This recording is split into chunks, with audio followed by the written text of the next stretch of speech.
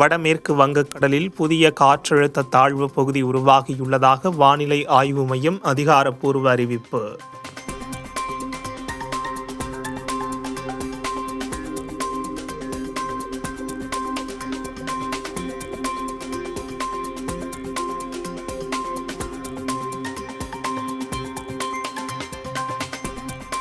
மேற்கு வங்கம் மற்றும் வடகொடிசா கடலோர பகுதியில் உருவான காற்றழுத்த தாழ்வு பகுதி வடமேற்கு திசையில் நகர்ந்து அடுத்த 24 மணி நேரத்தில் மேலும் வலுவடையும் என்பதால் தென்மேற்கு பருவமழை தீவிரமடைய வாய்ப்புள்ளதாக கணிப்பு.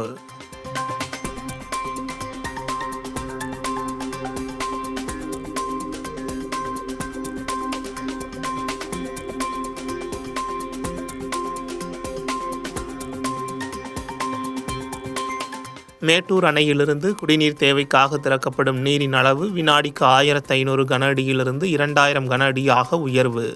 120 அடி முழு கொள்ளளவு கொண்ட மேட்டூர் அணையின் நீர்மட்டம் இன்றைய நிலவரப்படி 81 அடியாக உயர்ந்துள்ளது.